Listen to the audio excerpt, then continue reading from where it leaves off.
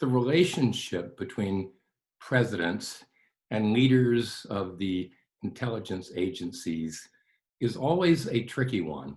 This is not just true of President Trump, it's true of other modern presidents. And the reason the relationship is so tricky is that presidents want to know what's going on around the world. They want to know, like, what's happening right now in North Korea, in Iran, in China, or perhaps Russia. And presidents typically come into office with a certain amount of naivete about how much the intelligence agencies, CIA and the rest, can deliver. The reality is, and we know this from a long history of the US intelligence establishment, that intelligence agencies, although they have lots of people, lots of money, and lots of technology, they can only deliver really partial, or I would say imperfect intelligence about what's happening around the world. This frustrates presidents.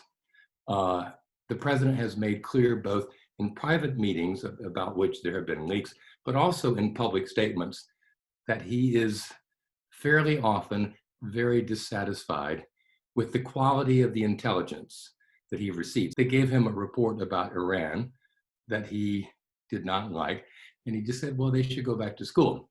So his frustration is actually not uncommon. We can find lots of indications of prior presidents having such frustrations.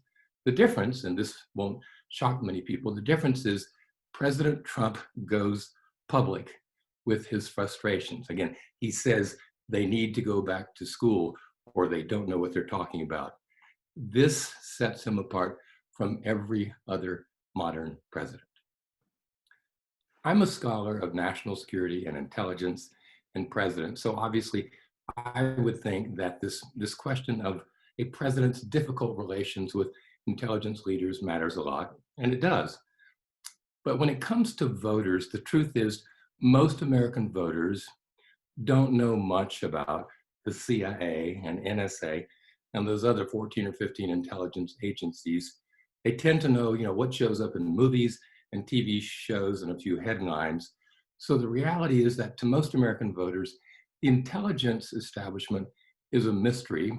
It's not a subject that voters follow carefully. So although, yes, I think it matters when there's a difficult relationship between President Trump and the intelligence leaders, I don't think this is an issue where the votes in the election will be affected by this topic.